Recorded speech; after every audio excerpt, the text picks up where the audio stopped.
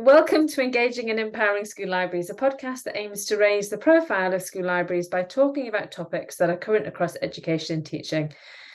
Today, Darryl, Darryl and I are continuing our monthly chat, FOSIL Education and School Libraries. We hope to help you engage with the content on the FOSIL group website, introduce you to people who are using FOSIL in schools, but most of all, just have a conversation about the role of school librarians within education. So before I start this podcast, I just want to highlight a publication that was written by Darryl and myself called Making School Libraries Integral to the Education Process, which is an introduction to the IFLA School Library Guidelines.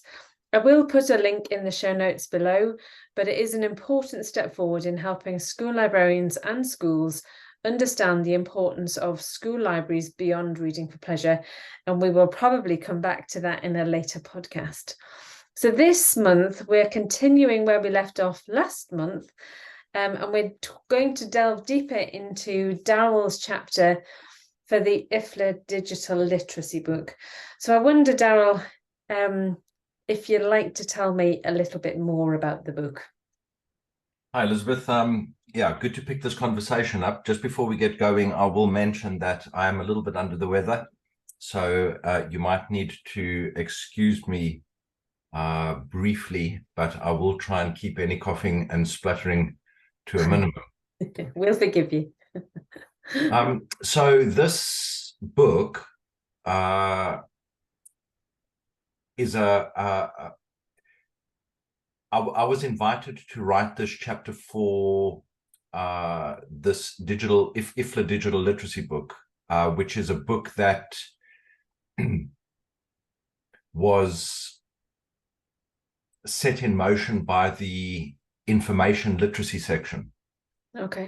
And that came about because a couple of years ago, we hosted the IFLA School Library section mid-year meeting at Blanchland College in Guernsey, which you will remember because you joined us for that. It was an amazing event. Yeah. Yes, and the secretary of the school library section, Louisa Marquardt, who is a professor at Rauch University. So she at that stage was the secretary of the school library group, but was also involved with the school library section, but was also involved with the information literacy section.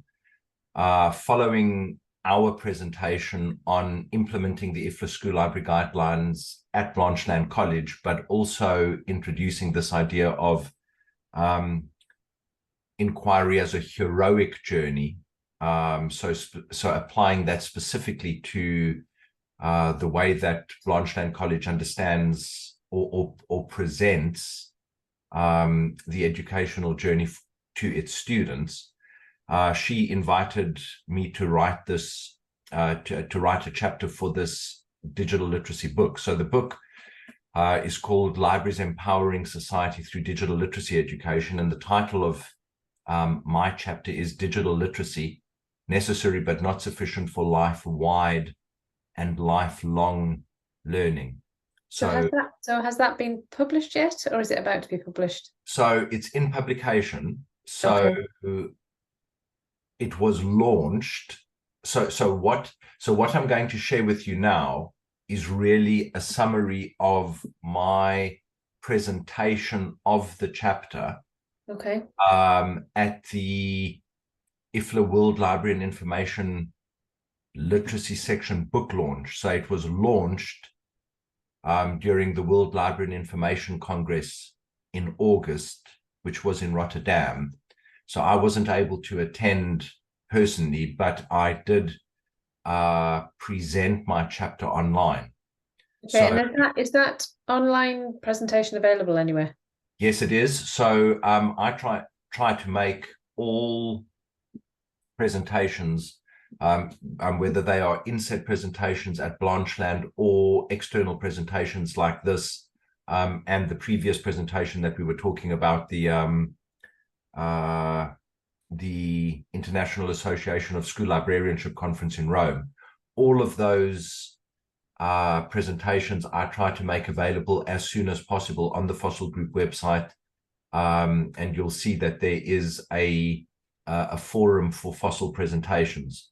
Okay. So actually the full recorded presentation, because I did that as a video recording, along with the script, are available on the website under FOSIL presentations. Perfect. So I can link to the show notes. I can send that. Yeah, I can create links, which is great. That's perfect. Yeah. So the reason why this chapter was important is because it develops the argument that we made at the IASL conference in Rome. So what I will do is I will recap that in the brief summary of this chapter.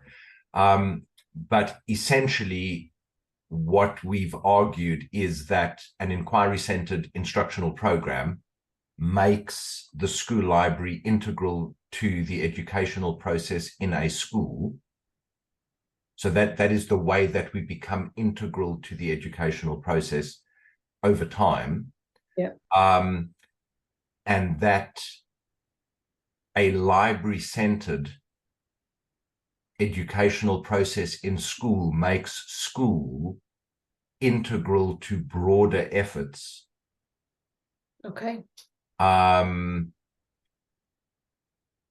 To develop students who are not only able to function in the kind of society that we are moving into, but are actually able to strengthen that society in a really positive and good way. So that really was the purpose of this chapter, which I'll talk through in a little bit more detail. Okay, so just before you do, can you give me a bit of an explanation about, and maybe you'll be covering this in the next bit anyway, but how can a school librarian who's done none of this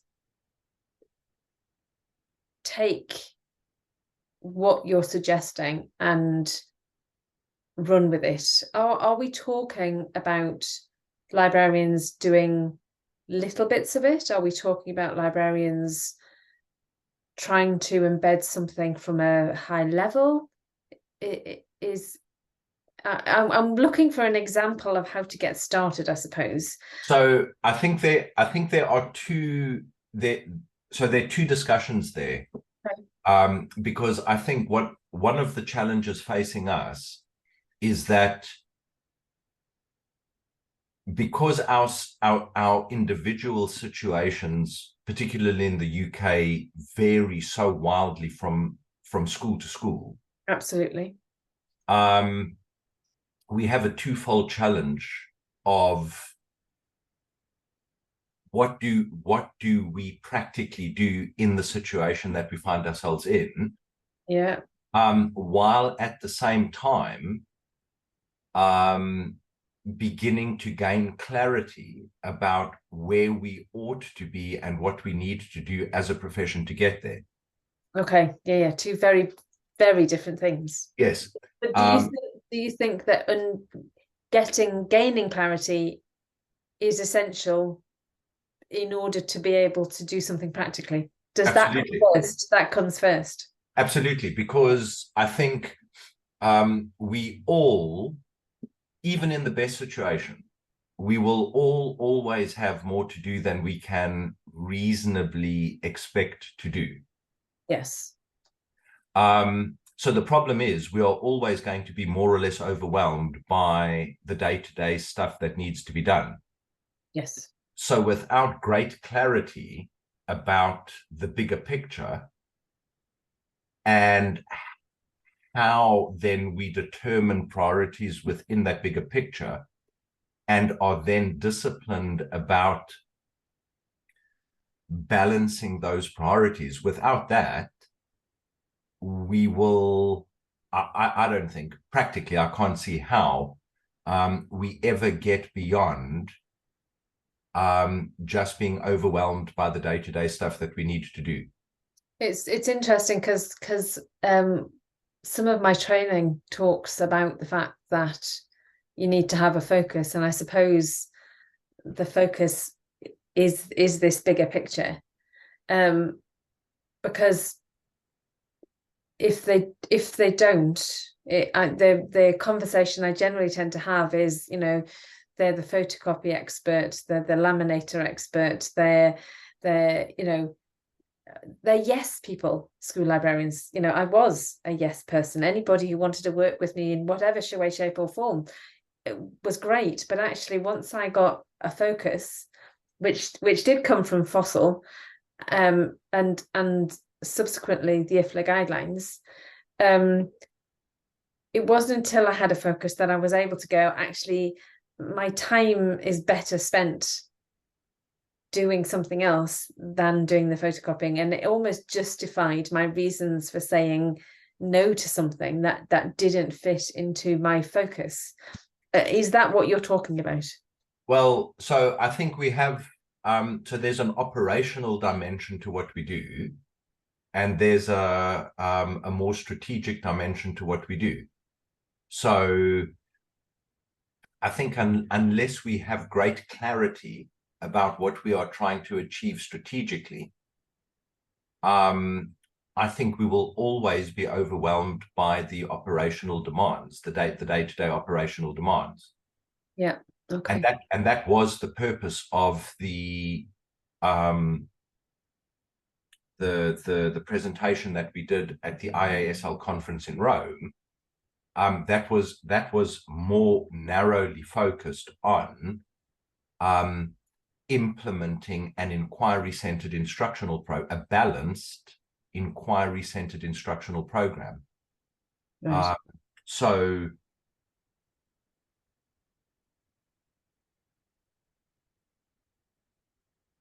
from our perspective, an inquiry-centered instructional program encompasses all 5 of the core instructional activities.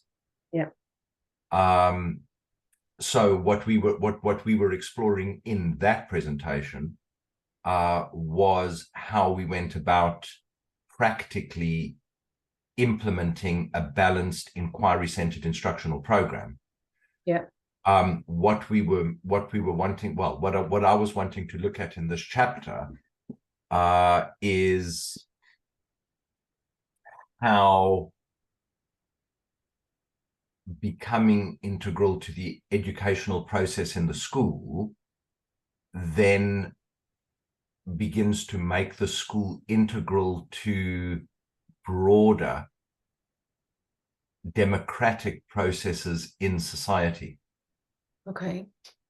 So basically what I was trying to do in the chapter was to further strengthen the librarians' argument for why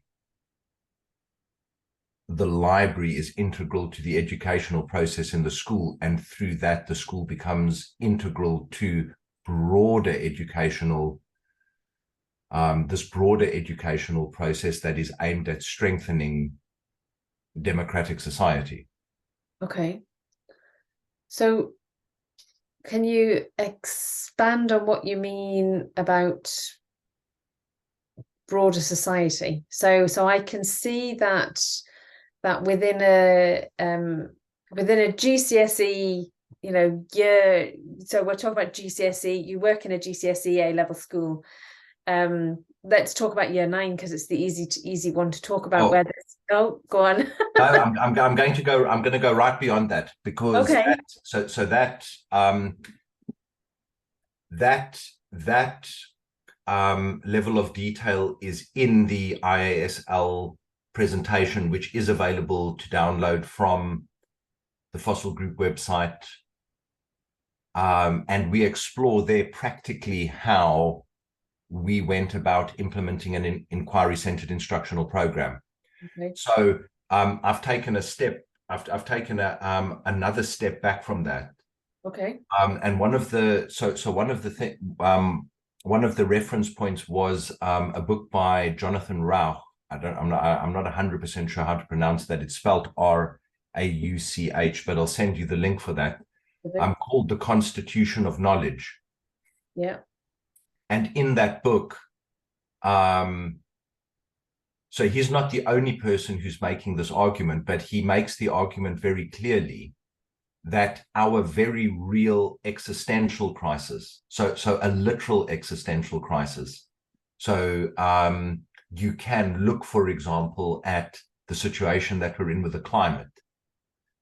You can look at the situation that we're in with the rise of populism and totalitarian regimes, so direct threats to democracy. The unthinkable re-emergence of the possibility of nuclear war. So these are literally existential threats. Yeah. And what he argues very clearly is that those existential threats are epistemological in nature. They've got to do with, or they're a consequence of a breakdown of the knowledge building process. Right. Which is an inquiry process. So the knowledge building process is an inquiry process. So the problem is that because we are no longer able to arrive at certainty about things, we aren't able to resolve differences of opinion. Yeah. Because this knowledge building process has broken down. We can't get beyond disagreement to agreement about facts. So that really is the root of the existential crisis. Yeah. So that, from our perspective, presents schools with an opportunity. Well, it presents us with an incredible opportunity to establish a critical role for schools in strengthening what he calls the reality-based community of error-seeking inquirers. Okay. So reality-based as in, we ought to be able to agree on what the facts are, and the way that we're able to do that is through the knowledge building or inquiry process. And it's actually that community of error-seeking inquirers that democracy depends on. So if that community is weakened or shattered, then democracy cannot survive. So the link between this and what we were arguing in the IASL conference is clear. An inquiry-centered instructional program in schools is aimed at developing reality-based error-seeking inquirers. So students who are equipped to be able to separate truth from untruth, in order to build an accurate understanding of the world and ourselves in that world. So are you saying that alongside the curriculum activities that students will go through in order to gain inquiry skills, that it's important to set inquiry beyond school? And how does is that what you're saying? So that is the I chose the title for the chapter very deliberately, because it's life-wide and lifelong. Yep. So we encounter children in school, but they have a lived life outside of school. Yeah. And our goal is not to get them to the end of school, it's to equip them for beyond school.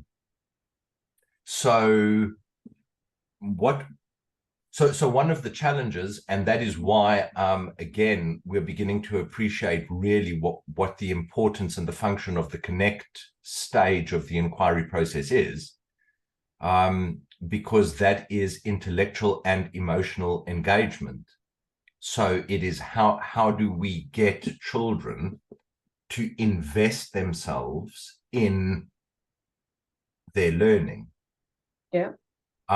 So again, that work that we did on the essential questions are the function of those essential questions is to help our students to understand how the work that they are doing in school is important work that matters, not just for an exam, but actually to help them live outside of school and beyond school. So you obviously are embedding this currently at Blanchland. Can you know, it's obviously early days still, because you've been there 2 years now. Can you see a difference in attitude yet with some of your students? So I am absolutely certain that we can. Right. That is a separate conversation. It is, yes. And also once, because the start of term is incredibly busy, because we have the normal induction, but say for example our year 9 signature work in interdisciplinary signature work inquiry, where I am working through this in practice, that is much more complex this year. Right. So it has been very demanding. Yeah. So there is a lot of that. There are a lot of insights that I need to share in the forum in that topic on the year 9 signature work inquiry. Right. So I think if we were so again, that makes it more practical than the focus here, which again was establishing this bigger picture. Yeah. So that's another conversation, and hopefully by that point I will have had time to reflect on some of this practically, certainly in the year 9 signature work inquiry topic. So let's take us back to gaining clarity then. Yes. Which I'm desperate to try and get away from, because it's hard, isn't it? Yes, it's very hard. Yes. So we are wrestling with fundamental issues about what we think and what we believe about the world and the way that the world works and how we come to know that. So I'm going to come back to that, because that's part of the definition of inquiry, but I'll come back to that, because the challenge for us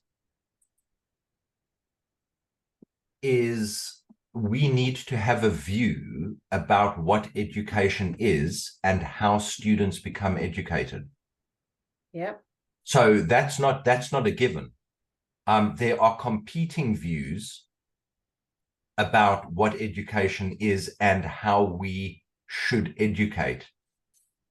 And we need to be clear about what we think and what we believe and why, and what the implications of that are for what we do.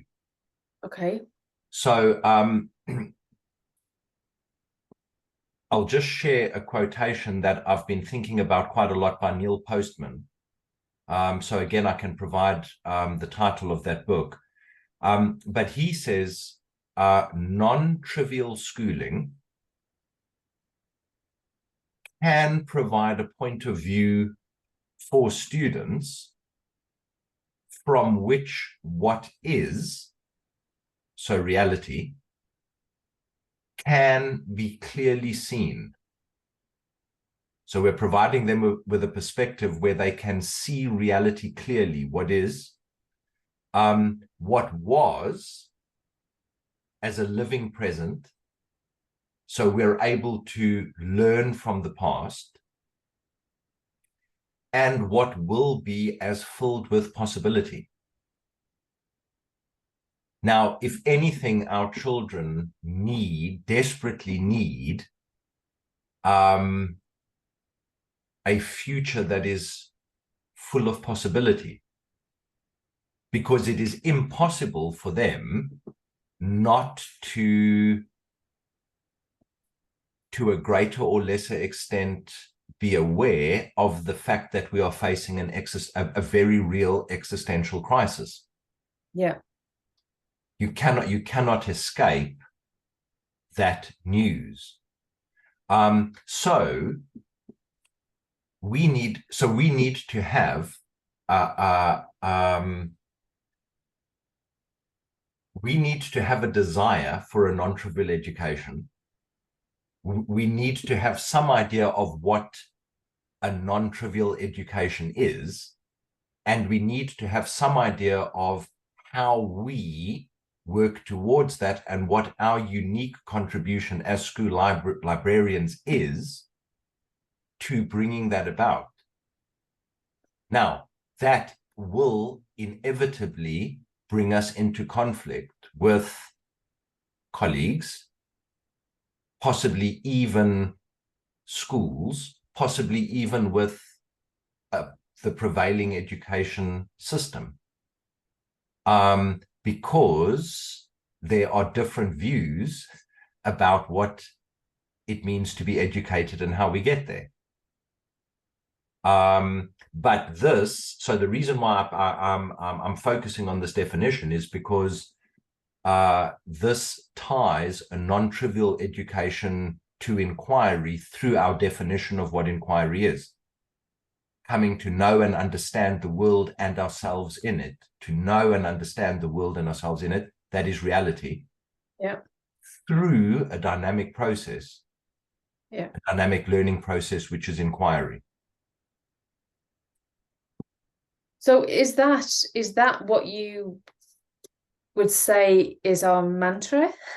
Is if somebody asks what we think, what is education, and what should it? Is this where we're heading? Yes. So I think or is this where I'm at?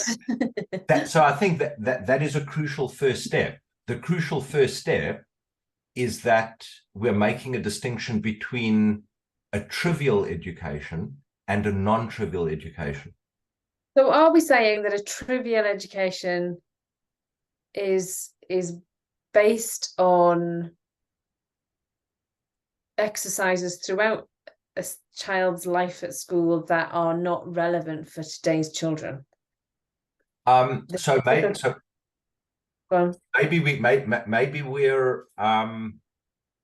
maybe we're still a couple of steps away from clearly describing a trivial education. Okay, fair enough. Because, yeah. Thank goodness. Yes, because I think the starting point is that we're clear about what a non-trivial education is. Okay. And the elements that Postman provided is that it's a point of view or a perspective from which we can see reality clearly. So that links back to the reality-based community of error-seeking inquirers. So our concern is to know the world and ourselves in it. Yeah. Okay. Through a process.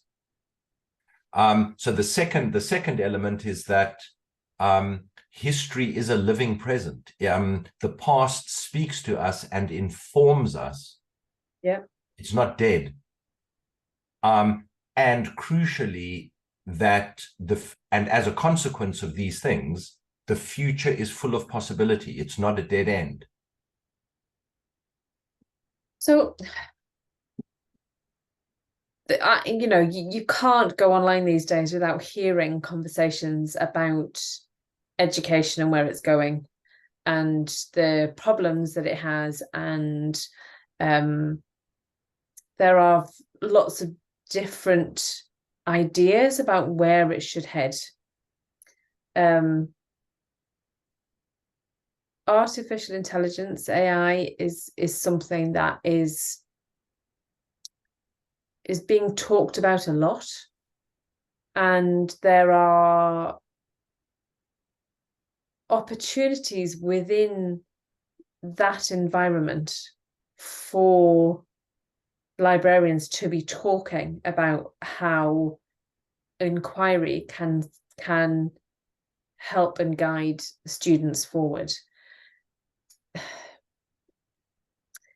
You know, I know we've talked before about AI and ChatGPT and them being tools rather than something that's going to take over the world. We can't enclose ourselves in a bubble as school librarians, because who's going to listen to us? We're such a small group of people these days that actually, you know, we need voices in places where people are going to listen. Do you have a thought? And this is a random question that you weren't expecting, but just of where these conversations about what school librarians can bring can be held, and who with? So if I'm being absolutely honest with you, I don't think we're actually in a position yet to enter into those conversations. Okay. Because I don't think we as a profession yet have clarity about what kind of education we believe in. Okay. And what our, so we can't clearly articulate what our role is if we aren't clear about broadly what kind of education we believe in and value and are striving for. So if we get into a conversation, so this is my opinion, if we get into a conversation about AI, then I think the danger is very quickly we are talking about tips and tricks that librarians can provide to get and now I'm speaking in extreme terms, Yes. not to offend or alienate, but I think the real danger is that we get it will be another instance of can you spare 5 minutes for me to teach some citing and referencing skills? Can you spare 5 minutes for me to teach some ethical thoughts about use of AI, or some practical tips and tricks for using AI? Okay. But that leaves the deeper question of what education is and how we become educated untouched. What is the process of education? What is the process of learning? It leaves that untouched. Okay, so interestingly, I'm going to a Disrupt Ed conference day with a group of educators who are talking about AI in education. And I think it's important that we join these conversations. Yep. It will be interesting because the premise of that is about what does education look like? And yeah, I'm going to learn to hear what they're talking about, and maybe I can share with you afterwards what those kind of conversations are about. Yes. So there is definitely another conversation, because I've been thinking about this a lot more seriously now in the light of what we're talking about now. Yeah. So there's very definitely another conversation to be had there. And I also have some stuff that I am almost ready to add to the discussion we were having in the forum about ChatGPT et al. So there is that discussion that we had started in the forum on the FOSIL group website. And I certainly have some thoughts that I'd like to add to that, which as soon as I have time, I will add. And I think that is very definitely an important question or dimension to this thing that we're talking about now. Yeah. But it does boil back down to the fact that when I attend this, I need to have I need to have clarity on what I believe school librarians can bring to this process, but it depends on what their process and what they're thinking about is. So it will be interesting. I will take your quotes with me. Yeah, so if I'm honest, let me just check, because so actually I've got one more slide that brings us to effectively the end of the overview of the chapter. Okay. Well, yeah. And then the rest, the rest of what I had to speak about today is really forward-looking, because it's as a consequence of the IASL conference and the argument that we started. Yeah.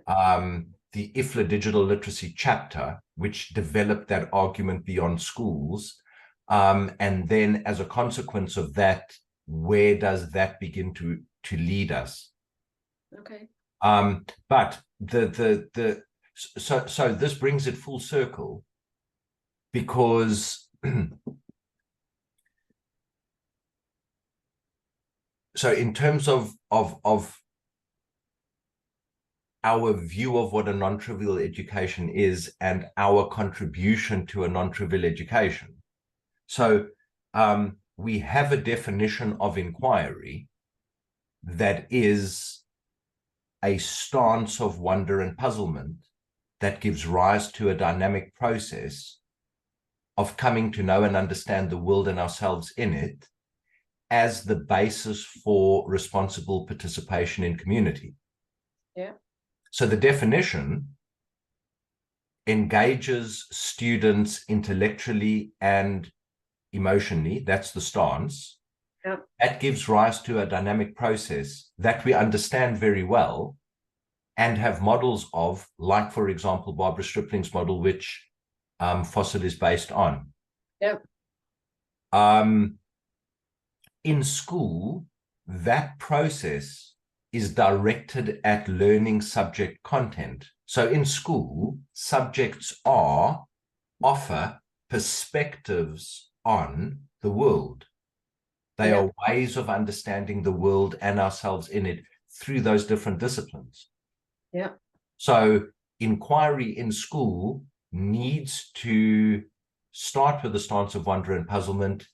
It needs to unfold according to an increasingly well understood and supported process, and it needs to be directed at subject content, important knowledge.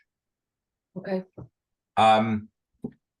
So we have a definition, we have the instructional model of the process, and we have an increasingly detailed framework of inquiry skills that need to be developed in subject teaching and learning from reception through to year 13. Yeah.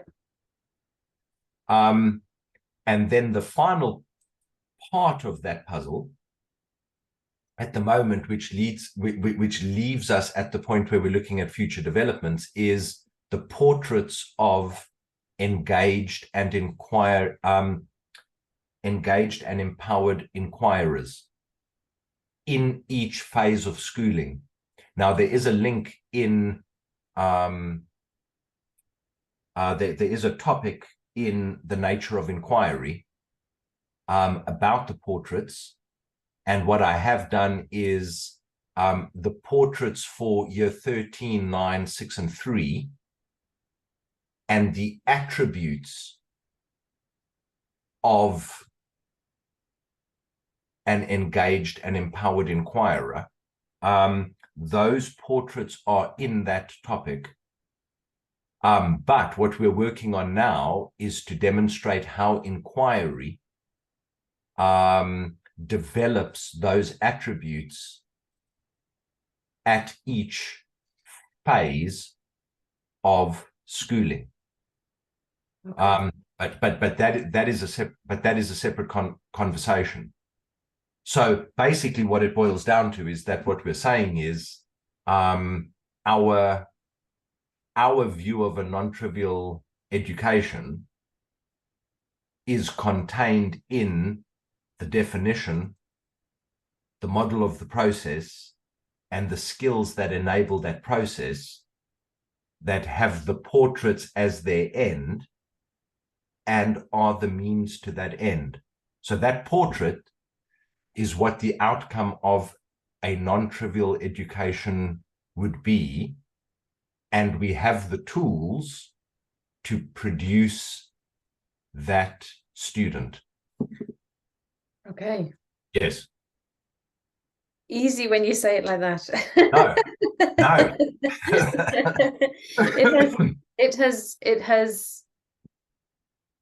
It's exciting, but it's about getting it, us being able to vocalize.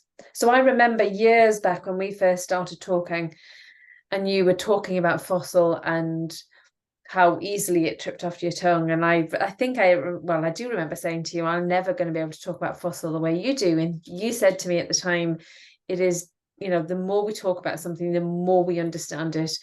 And the more we understand something, the easier the conversations get. And that has definitely been the case as I have unpacked FOSIL. So it is about putting in the effort, isn't it, to begin to understand what and gain clarity. We're back to square one, aren't we? Yeah. To gain clarity about what it is we as school librarians want to take forward and how we're going to do that. And we have the tools. We just now need to be able to vocalize that and start helping others to put this into practice, I think. Yes. So, and we can't be naive, because many decisions that impact education are politically motivated and driven. Yeah. So I don't think we can ever expect, and we're in the same boat as any classroom-based colleagues who view education in the same way as us. We're in the same boat as them. Yeah. We cannot ever expect ourselves to find ourselves in an ideal and fully supportive environment. No, yeah, exactly. Because we are always advocating for a certain view of what it means to be educated and how we become educated. Yeah. But we can be in a position to train and support school librarians in understanding their role within education and supporting that through the work that you're currently doing. And consequently, to equip and empower those librarians to be entering into conversations with like-minded classroom colleagues in their schools. Yeah. And to the extent that their individual situation allows for it, to begin contributing to and shaping the education in their schools about what it means to be educated and how we become educated. Yeah. And people in our individual schools are going to be more or less receptive to that. But that doesn't alter for a second the fact that we need to have clarity about what we believe, and we need to have enough conviction to be working towards that regard. So individually in our individual situations and collectively as a profession, towards an increasingly clear picture of what a non-trivial education is and what it will require of us to get there, us and our colleagues in the classroom. Yeah. Okay. So before we finish off and talk about ongoing developments, I am just going to take a few minutes to introduce Engaging and Empowering School Libraries, a transformative training membership designed exclusively for innovative school librarians and teachers. If you're an educator or school with a shared passion for fostering collaboration between teachers and librarians across all subjects, then I extend a warm invitation to you to join me on this remarkable journey. My mission is simple yet powerful: to empower school librarians and teachers through comprehensive training and unwavering support.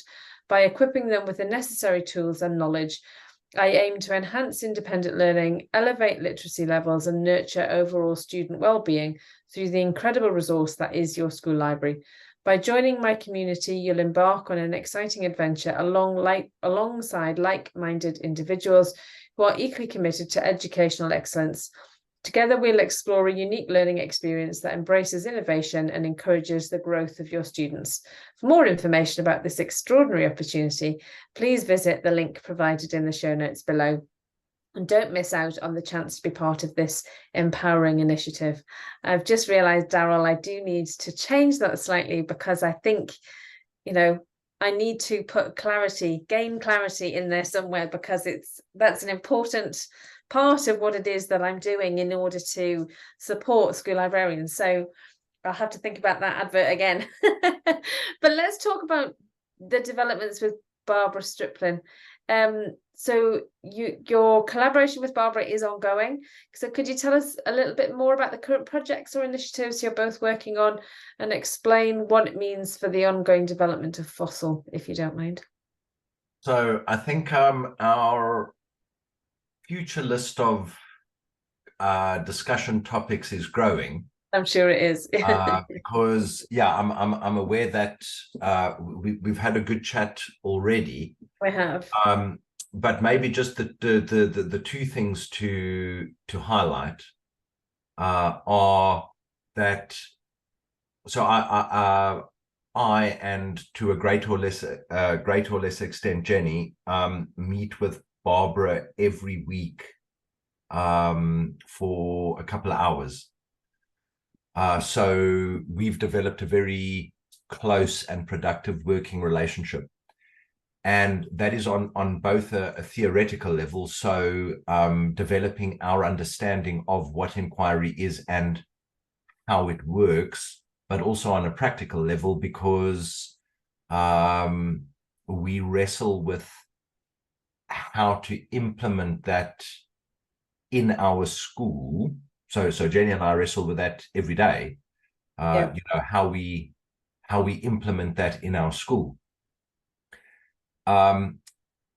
So the main focus for Barbara, Jenny, and I at the moment are on our joint presentation at the AASL conference, the American Association of School Librarians conference, in Tampa.